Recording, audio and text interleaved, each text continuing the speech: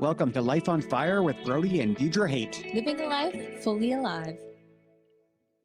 Hi, everyone. This is Deidre. I'm here with Brody. Hello, guys. And we have a special guest, Katarina MacLeod, who's actually my mom. Hi, guys. So we have something special for you today. We wanted to chat together about the movie Redeeming Love. And why are we talking about this movie? We haven't talked about a movie at all together. So what's up? Well, here's a little bit of backstory. Is when I was younger, a friend recommended the Redeeming Love book to me. And I don't usually read fiction, fun fact. So I was like, okay, I'll check it out. And I read it and I thought the story was really beautiful. Now, if you don't know about the story at all, the story is about a woman who is in prostitution. And then there's a man in the story who feels like God tells him that he's to marry this woman. And the story is basically to represent God's faithful love for people and how we can go back and forth into the things that have hurt us to the things that we're used to, but he's waiting for us. So I read the book and then I told my mom, you need to read this book. And why did I suggest it to her? Not just because it was a good story, but because my mom was actually in prostitution at the time. My mom was in prostitution for 15 years, and that's a part of our story and our journey together of God working in our life. So we thought it'd be really awesome to both watch the movie and then share about what we thought about it together. So thank you for being willing to chat with us, Mom. Oh, of course. And to be willing to share with others. And Brody watched it too. Yeah. Yeah. And it really spoke to me. I can relate a lot to that movie and some things that I personally went through in my life. Yeah. So I kind of just wanted to start the conversation by, so we all recently watched it. It's fresher in our mind. And Mom, how did the movie resonate with you? So I can remember when you gave me the book, and I don't read fiction either. I like things reality. And I remember when Deidre gave the book and I read it, and this book is huge. And I loved it. It spoke to my heart. And so when I found out they were making a movie, which is like, oh my gosh, like 12, 13 years after I read the book, I wanted to see it. So, I watched it, and I'll tell you that it was bang on to what sexual exploitation is. I could relate to the character. Her name was Angel. Her working name was Angel. And I could relate to her on so many levels. Like, when guys were coming in to the brothel and they were buying her, and she'd be saying things like, mister, what's your pleasure? Not needing to know their names because it really didn't matter. Everybody was just like using her, and it was the same, same scenario, different faces. That was about it, right? So, and then just, how she would get into character to become Angel, to be able to do what she had to do. It showed, the girls together, the other working girls with her, drinking to numb themselves. And then just the shame and the anger that she had, and the desensitization of who she was, feeling unworthy, not lovable, didn't know how to love. Like, it resonated so deep inside my core. And I needed to watch it alone. I didn't want to watch it with anybody I didn't know how I would react, and I wanted to be authentic to myself, because I usually don't watch stories like this because it is a trigger. Mm-hmm. But it was so well done, and it was so beautiful. And the story of restoration and just God's love and grace, it just spoke so deeply to me. Yeah, I liked that I watched it at home too, with Brody, because I didn't know how I would feel watching it either. And I didn't know how graphic or anything it would be. So I was a little bit like, okay, I do want to watch it too because I loved the book. But I don't know what it will be like. But I'm really glad that we did watch it. I think that the fact that, the scenes that they, had in there weren't graphic at all. So I've watched more things in life that are sexualized or, were, you know, pretty inappropriate than this movie. This movie was so tastefully done. It was just, it was so tastefully done. It wasn't triggering. It wasn't hard to watch. It just spoke so deeply to my soul. Yeah, I thought that, like, wow, this whole movie is really about traumatic things. Like, this girl was Mhm. sold into prostitution as a child, but I was like by the end kind of amazed that as we watched it, we felt so much, but at the same time they did it so well that there you didn't see, like, you knew the way that they did it, you knew what was going on, you had the Mhm. important pieces you needed to know, but it wasn't like overly violent or gory or like overly sexual even for a whole movie that was Mhm. about prostitution. Like, I was like, wow, they did it so well. And I think you said the same thing too, Brody. Oh yeah. That there's every emotion I think that movie brought up in me. Mm, Like there was passion, there was anger, yeah. there Mhm. was like sometimes just felt like the deep brokenness Yeah. of some of the characters, like Angel when she was in the water scrubbing herself with soap. Yeah. Yeah. Wow, you feel so many emotions. The traffickers, Yeah. you Yeah. feel like wow, yeah. That's the Yeah. thing too is honestly, I don't think there was an actor in there that I didn't believe them. Like, Yeah. they all played their parts so well, They, including the biggest villain, I guess you could say, like the mhm. man that she was sold to. Like, he was creepy. Like, you felt his character. You're like, wow. I think what I really, just, I'm thinking, it's placed back in the 1850s, 1800s. Yeah, the yeah. 1800s, right? And I know how long ago I read this book. Hmm. And to see what's happening right here, right now, and what this story tells you, it's truth. Like the Mm, madam who was running the brothel, you know, that part when Angel goes in and says, "Hey, I want my money." And she's like, "No, you owe me debts. You've got to pay off." hmm, Well, that's what traffickers do to hmm, these women, and just seeing all the emotions with Angel. And I think the biggest part for me, and I don't want to give it away for anybody who's going to watch it, but was with her father. Um, yeah. that hit me so hard. You guys got to watch the movie because you would never expect it. Hmm. But understanding her pain and understanding her trauma and understanding where she comes from, I get she did that. Right. So it was just so beautifully put together. And I think I've watched so many movies and stuff on human trafficking in the sense of like documentaries, right? Yeah. I don't, there's so many out there. And honestly, this is the best one that I've Mm. seen. Wow. This is the best one. Yeah. Yeah. It was just so well done because sometimes I think movies are done just for a shock factor Hmm. and they're Hmm. just trying to make it so graphic and so gory, and you lose the characters in it, you lose the story, you start to lose the meaning cuz they're just trying to shock you. Like, Yeah. Yeah. um but I think they got their point across and made a beautiful story that when it was done, I just sat there, really felt like I didn't even know what to say, that I had felt so many emotions watching it, but was like kind of like, wow. Like, wow. I think even watching Angel, once she gets with Michael, Michael goes in and saves her, and she leaves him, and she Hmm. leaves him a couple of times because she doesn't feel worthy. Yep. And I know that feeling because when I've had relationships, since I've been out of, sexual exploitation, just feeling like, how am I going to be lovable? How can you love me? I've been used by so many men. Where's Yeah. my worth? So there was so much that I could relate with her on that it was just beautiful. It was beautiful. Now, Katarina, like you talk about like relating to those characters, um, about like how you left sexual exploitation. And I'm thinking like how many people can relate when they are freed from something, going back to the old. Mm. And maybe it's Yeah. not sexual exploitation, maybe it's addiction. It could be really many different things.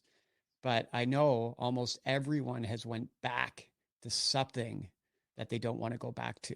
And I could relate so much when she just kept going back to the old life, what she knew. She felt more, in sense, safe in the old life than the Yeah. new life. She didn't feel worthy. Yeah, she didn't feel But worthy. it was her normal, right? It was her normal. And when you are, exposed to that kind of trauma, which she was from, her mother was prostituting, forced to prostitute to survive. And, what happened to her mother, and then being sold at 8 years old.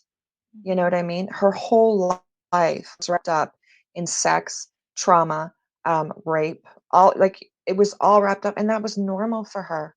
That's what she knew. Like, when I'm watching her, the way she was acting when she was, in the brothel, and how she spoke to people, and just the anger, and she was dead. It was literally like she was dead. There was no life in her, and I felt that way. I've been there. 15 years being stuck in sexual exploitation and being used and abused every single day by men. You have to die inside yourself in order to just survive. That's the truth. Yeah, I think when you were talking before is like I noticed too she did really well of the switches.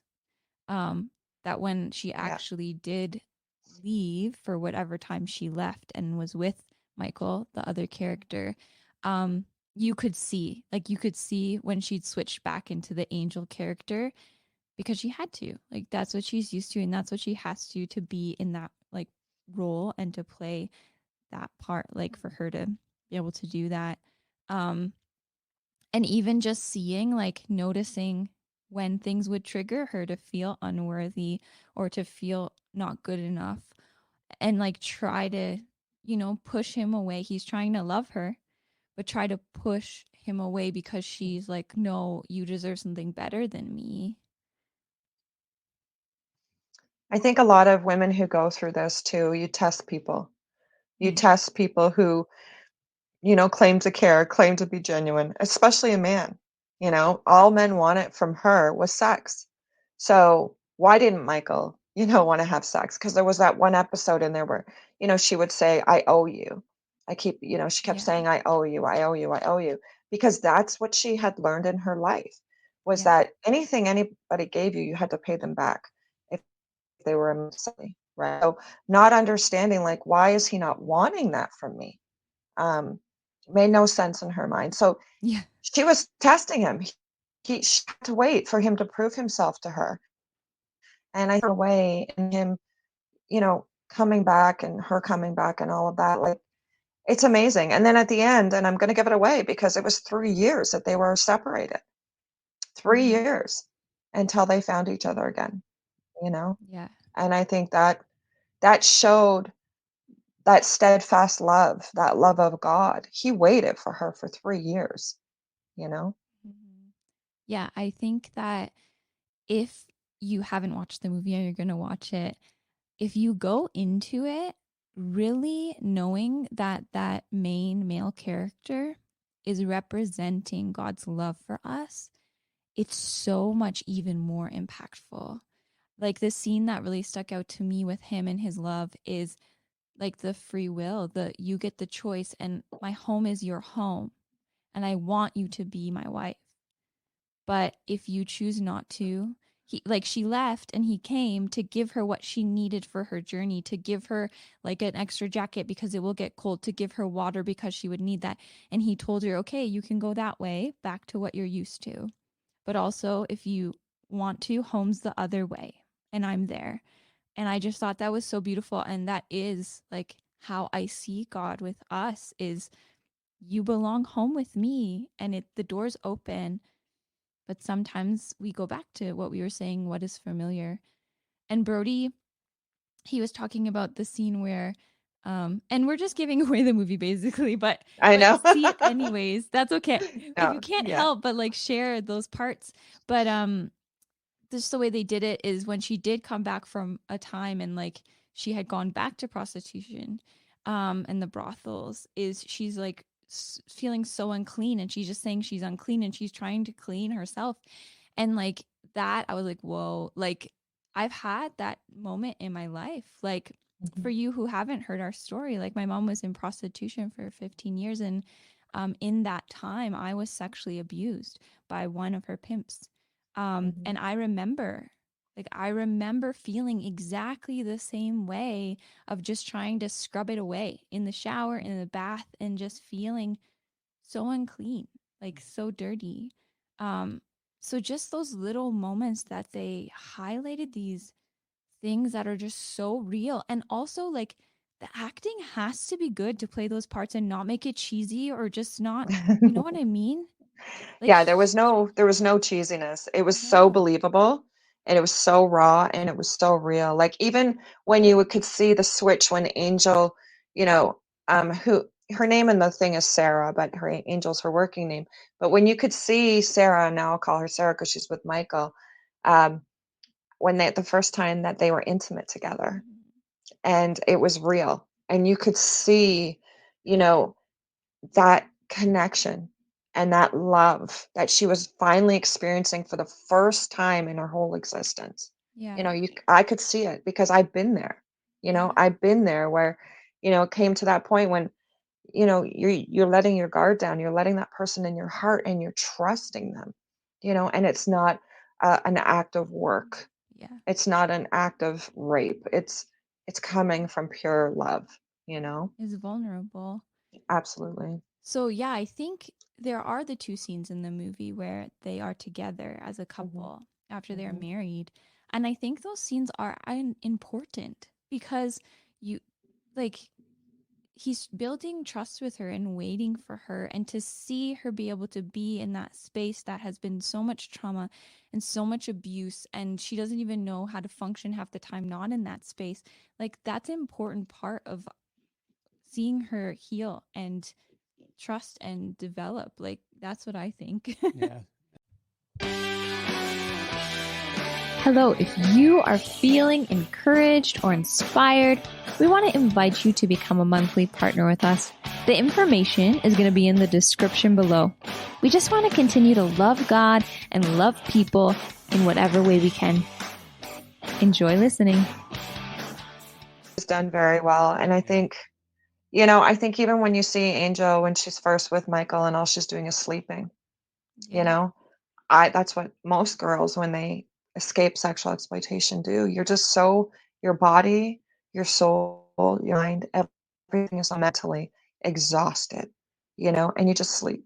You sleep to heal, you sleep to escape, you sleep because you can't, you know, you're forced to work. And I just, yeah, the treatment that I had after I watched this movie of sitting in awe, and I didn't cry until the end.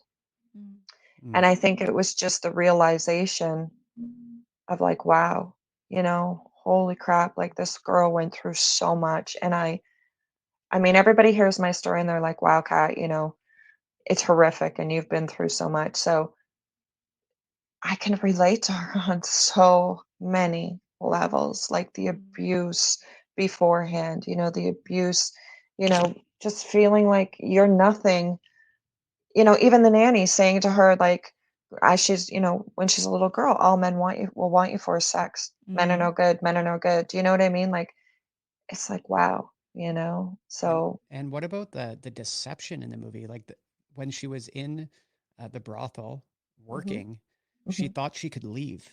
Like yeah. she still thought she had free will to basically, I'm going to get up and go, right? hmm hmm And that's the part that I, you know, I'd said to Deidre, I thought was so, it was a crucial part because that's what happens today, right? Is debt bondage. And her going to the madam and saying, okay, you've been holding my money because that's what she was told. I'm holding your money. So one day when you are going to leave, you'll have all this money to go.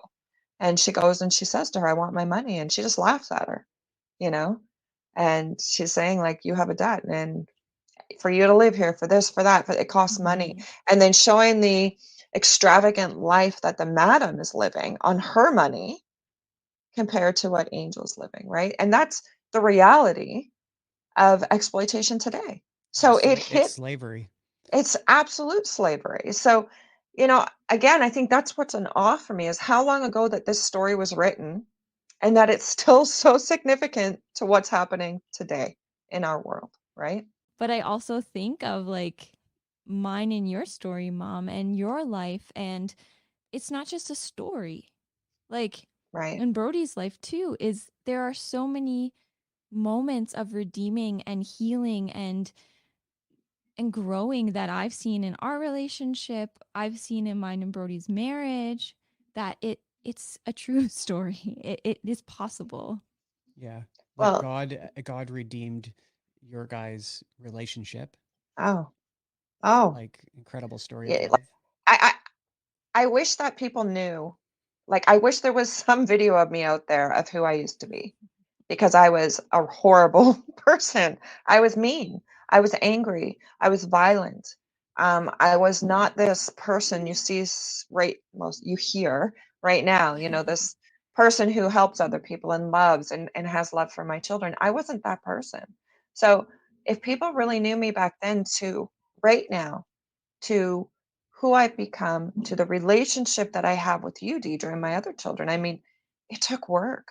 Deidre and I were estranged for a very long time, and our relationship was broken. And the only reason that it is here is because of God's grace, His redemption. And, you know, there's so much that God has done in my life, but in our journey, I mean, if you would have said to me, 15 years ago, oh my gosh, Kat, you're going to, stand in the church and tell your story, or you're going to pray with your daughter, or you're going to help women, I would have laughed at you.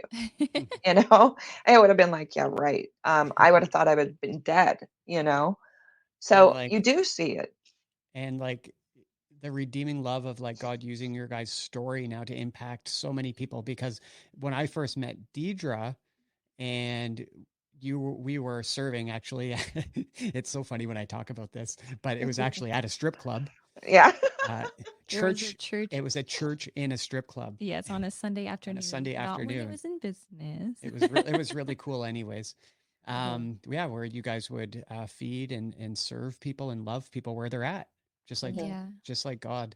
And you guys, when you shared your story, oh my gosh, it changed my whole life. It Mhm. showed me so much about the love of God. And I remember when Deidre shared about her abuse and the things you went through, Katarina, and it just really made me start thinking Mm. about purity, about life, about God, about what God's heart is Mhm. for people. And it really, really impacted me and brought a lot of healing to me, and a lot of like surrender and a lot of trust in God And freedom for your own life. and freedom for my own life. Well, I Because think I think the funny thing about meeting Brody was, like they say, never judge a book by its cover, and I'm the last person who should ever do that because I'm covered in tattoos. But when I seen Brody and my daughter, I was like, you've got to be kidding me. yeah, Like, you've got to be kidding me, because he's covered in tattoos and more than me, you know? And, I'm just like, no, no, no, no. This is just, it wasn't what I thought. I just like, who the hell is this guy? You know what I mean? And to find out that he was, a Christian and loved Jesus. And I'm just like, wow, like it blew me away. It blew me away. And then learning some of your story, Brody, and Mhm. learning your background. And that was so good for me. And even though it was so bad for you, it was so good for me because I knew there'd be no judgment on who Mhm. I was, mm, where I came from and what Deidre went through, right? So yeah, it's funny how God brings that all together, right? hmm Yeah. When you were sharing, Brody, about like just some things you didn't think of or perspective or you didn't know being a man, like with prostitution, with those yeah. things, With pornography, with Mhm. pornography. with going to like when we would go to the strip club where the church was, like I just started seeing things in a whole different perspective. Mm. Mhm. And many people out there that follow me know my journey, 15 years of addiction.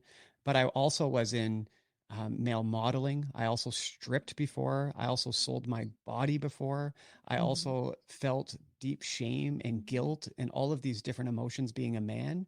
Mhm. And everything that I thought was very skewed and very backwards. Yeah. And then when God started revealing his deep love for me and revealing, showing me things through your guys' relationship, man, it just incredibly changed me. Yeah.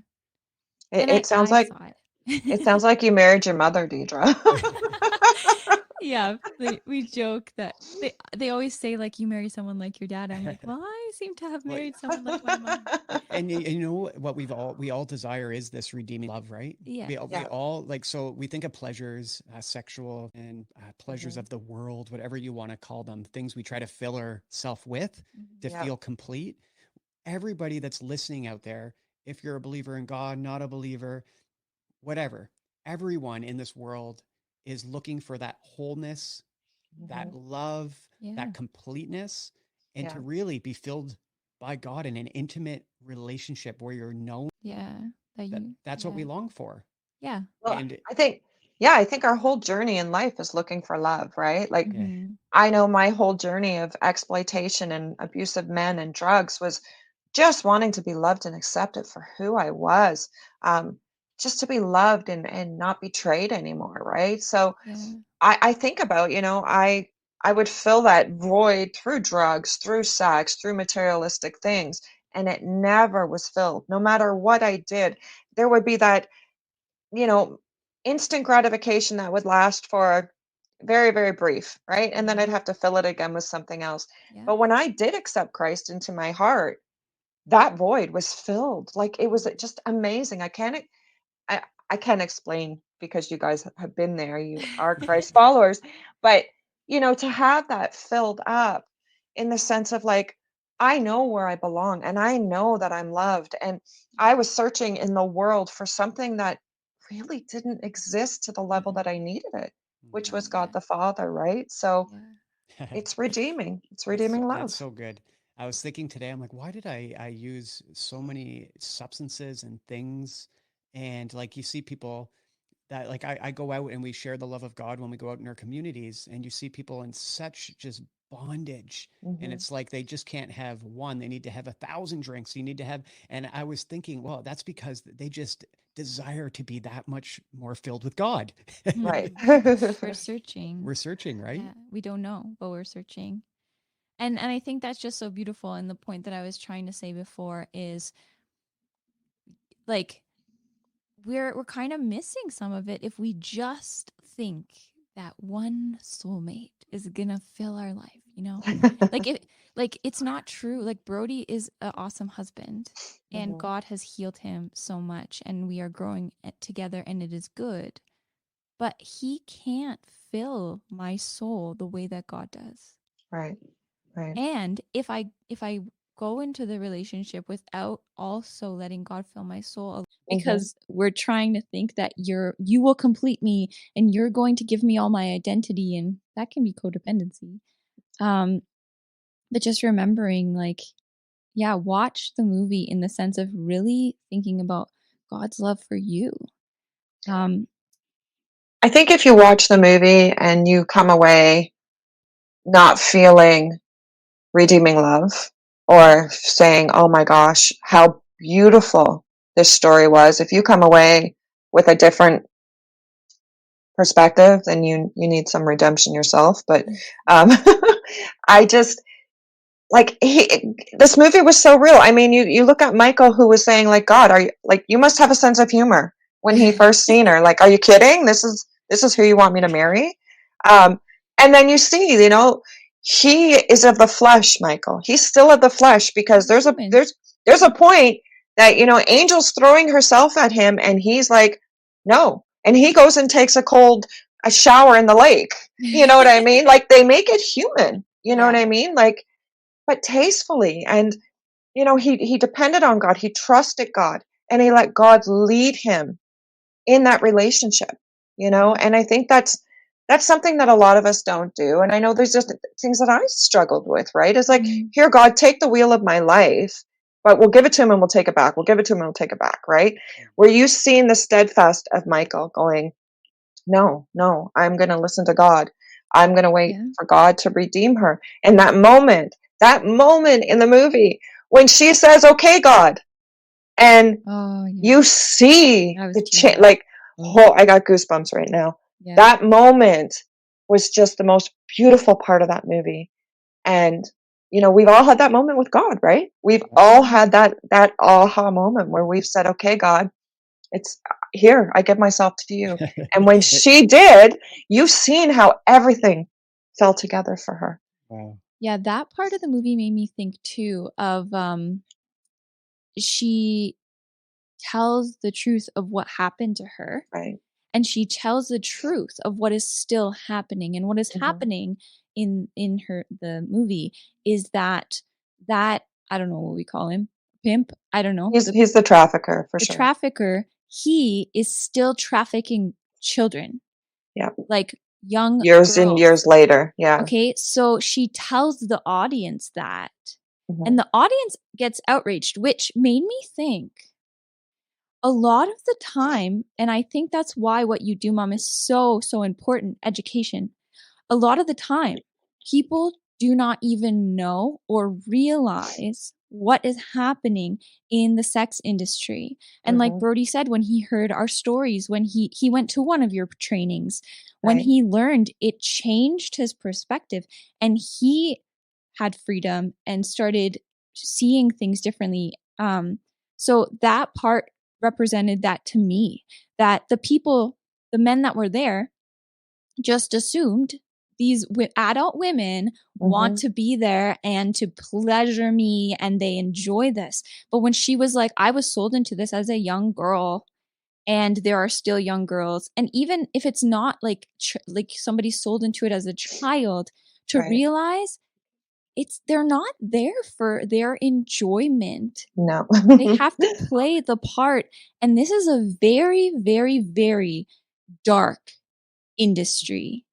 And like for some people, it might be hard to watch this movie, but it's a reality. So if you can watch it, realizing that these things are still happening, Yes. and then ask God, what is my part in this? Whether you're advocating, educating, taking trainings, sharing with other people, maybe there are things in your life you need to give up to God then and surrender to not be part of this industry. Yes.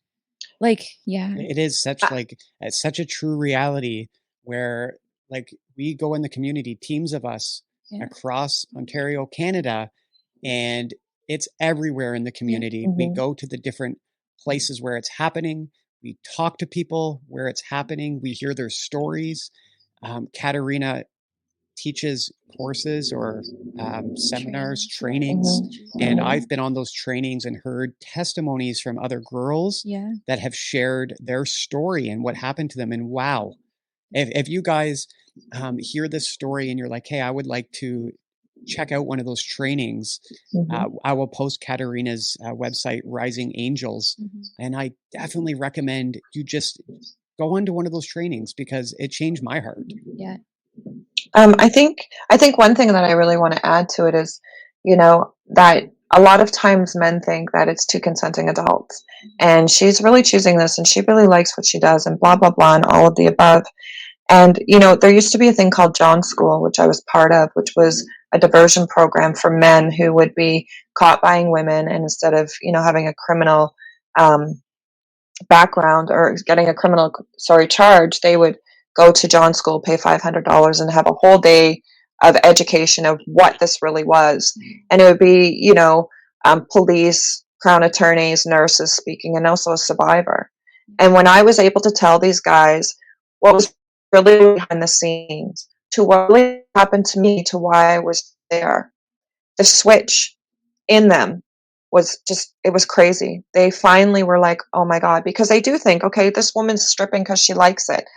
She's just money hungry. She's doing porn because she just loves sex. She's prostituting because she's a sex addict. When people really understand why women fall, or even men fall into this, and the vulnerabilities that lead them to this place, it opens your eyes. And that's what my mission is like, we live in a world that is so sexualized and the kids are desensitized. You you hear about these singers who used to be strippers and they're millionaires, so the encouragement that goes on to, the kids live in pimp culture today. And when they're getting trafficked and they're getting lured in, it's so subtle that they don't see it happening until late. Yeah. Right. Even with all the webcamming and internet stuff out there now luring people into thinking, oh, it's fun. I can make a little bit of money, right? And then next thing you know, Well, you're being sugar trafficked. daddies and OnlyFans. Well, hey, I got somebody who's buying me all kinds of stuff and taking me on vacations. Yes, but at what cost? Number Yep, one. that Number happens even two, in male modeling too, where people pay men. excuse me. Yeah. And then you see OnlyFans. Well, we're not physically there, but you are still selling a piece of yourself. You have to understand that's prostitution. And I've had this argument with so many people. If webcamming isn't prostitution, if it absolutely is, it's pornography, it's prostitution. If you are selling a piece of yourself to somebody and somebody is buying it, that is prostitution, period. If you are selling your time, that is prostitution. And these kids have to realize that, these teenagers, pimp culture has become so cool. And it's so scary what's happening to our children, and how these manipulators and master manipulators and are online getting our kids, luring them in, and it's a big scary world out here. And the reality that this is running more rampant than it ever has in all of history. And denying it is not going to help us. Like, trying to just turn away is not going to help us, because then we're not informed. We can't help other people, and we're just trying to shut our ears and pretend it doesn't exist. It does exist. I was thinking about just the education part and like the manipulation of it all. And in Mom's training, which is called Mending Broken Wings, I share in there, and I share about being groomed by that man that sexually abused me. And I think that's what hit me too with the movie, is like, as I watched it, I thought about you and other women I know, but then I also sat there and was like, wow, like the reality like hit even more. I was so close to being exactly where she was, where you were, and thank you God, like I didn't end up in the same space. But just like even her, like I was 14, but even her as a young girl, and just like when you were talking about the nanny telling her that men just want you for sex, that's all. I remember like believing the same thing from hearing you and watching you. And yeah, so wow, the movie was amazing. We all think it was. It really was tastefully done. And yeah, if you're interested, we would encourage you to watch it, but also know, for some of you, it may trigger something. Is I told you before you watched it, I don't know, especially with the little girl and things going on, that like just be aware that it is an intense topic. Not that you should avoid it, but if you have that in your past, like it might trigger some emotion. And you know what? If you're watching this movie, and maybe you need to reach out to somebody after, if it has triggered something in you that you didn't even realize was a trigger, then you need to explore that. You need to talk to somebody about that, right? Because there's so many facets of that movie that I could relate to, Deidre could relate to, Brody could relate to. So if you've had, any kind of trauma, rape, sexual abuse, even if it wasn't prostitution, all of that stuff, you're gonna feel it in your core. But there are things out there, like I think of the horror movies, and I think of stuff like this was just done so tastefully. That's my point. And it was done delicately. And it was done, I think, not to be the shock factor and not to be like grotesque, or it was just done so beautifully that you felt it. You really felt it deep in your core. And I just really felt that it was important to have you, Mom, share if it did, because I didn't know if it would resonate with you, if it resonated with you, or if it didn't, and how you felt that the actors handled this topic, because you have experienced that. Because I know that it touched me, it touched Brody, but then I was like, you know what? I want to know from you, because you've been there. So thank you for being willing to share. And you know what? Thank you to the people who made the movies, and thank you to the actors, because you did an amazing job. Thank you to the directors, who everybody a part of it. It was amazing. So let's just share before we go today, is you heard us talking about trainings and what Mom's up to and all of that stuff. So you can share a little bit more, but Mom has an organization actually called Rising Angels. So share a little bit about that, Mom. Yeah, I think it's really funny. I just want to side note here. The woman who lured me into prostitution. Her name was Angel, which was Wow. really bizarre. That was her working Yeah. name. But when I got out, I wanted to scream from the mountaintops the reality of what prostitution and sexual exploitation is. So I started helping women. I got an organization together with the help of, actually, it was Deidre's mentors, who are part of my board as well. So we put Rising Angels together to be able to walk alongside of women who have gone through sexual exploitation, offer them mentoring, offer them trauma-informed care, as well as, financial help. So, basic things, food, rent, things like bills, things that they're struggling with, to help keep them above water. And then we do training. We train the front lines. Like Deidre said, we have a manual called Mending Broken Wings that Sheila, my mentor, who's been walking alongside of me for 10 years, and myself wrote. And we train the front lines on not just human trafficking 101, but we're diving deep into her mindset and what's happened to her and what's happening to her and why she's still going through the things that she's going through, because there's not a time limit. It's not like you're going to come out of this and 6 months later you're healed. This is a lifelong journey of undoing traumas that have happened to you, right? So we have Divine Church that we have every second Tuesday, and that's open for all women. And then we have our reboot program, which is if a woman is going back to school, whatever organization she's with, they can apply on her behalf to get a laptop and a printer to, kind of set off some of the finances that school entails. And then we teach the public, we teach schools, we go out there. So we're just trying to bring the message of what's really happening. And if this is you, or if this is somebody reach out. There's a human trafficking hotline. Reach out to victim services. Reach out to police in your area or to organization, and talk to somebody. Yeah. So mom does public speaking, so you can check out her website, and if you're interested in hearing her story, you can find out more details about that, or have her come, like she said, educate and train. You can check us out together. Mhm. We've done some videos. I think I put one on our website, brodyanddeidrehate.com. We have me and mom talking a little bit more about our story, and I'm sure in the future we'll talk more together, because I really enjoy talking and sharing with you. But yeah, we just wanted to thank all of you for taking the time to listen and hearing our thoughts and just listening to the realness of it all.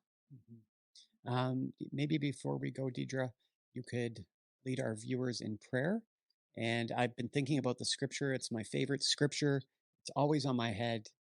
It is Romans 8, verse 38 to 39. I'm sure you know what it is.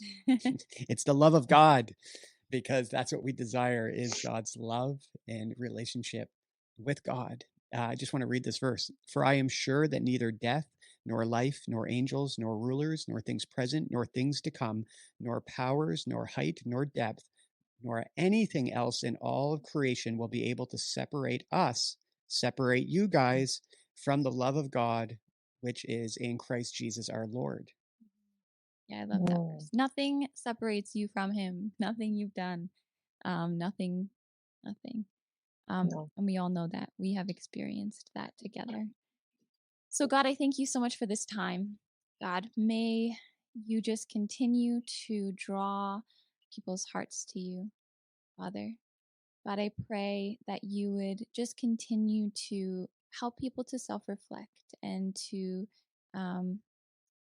just be directed in this time. God, if it would be good for them to watch the movie, then let them take time to watch the movie. But I pray that whoever watches this movie would hear from you, God. I pray that they would encounter you and your love. So, God, I just thank you so much for all that you've done in my life and Brody's life and Mom's life, and what you will do and what you have been doing in everybody else's life that is listening. Thank you for your love. So, yeah, thank you so much, God. Well, thanks for listening, guys. We'll all talk to you soon. Have a great day. Bye. Bye, guys. Bye.